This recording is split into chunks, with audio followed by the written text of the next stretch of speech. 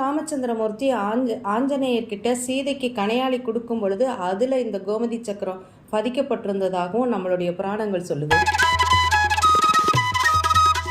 கோவில் வாசலேருந்து கோமதி நதி கொஞ்சம் தூரம் ஓடி வந்து அரபிக்கடலில் கலக்குது.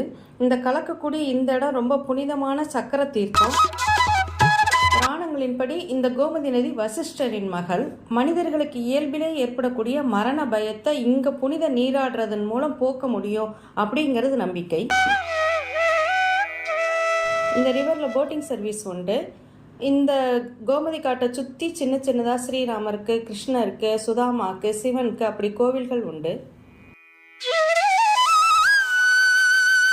கோமதி ரிவரில் புனித நீராடிட்டு சக்கர தீர்த்த காட் பார்த்துட்டு அங்குள்ள சின்ன சின்ன கோவில்கள்லாம் சாமி தரிசனம் முடிச்சுட்டு இந்த பீச்செல்லாம் என்ஜாய் பண்ணிவிட்டு ஈவினிங்காக நாங்கள் துவாரகதீஸ்வர் கோவிலுக்கு வந்தோம்.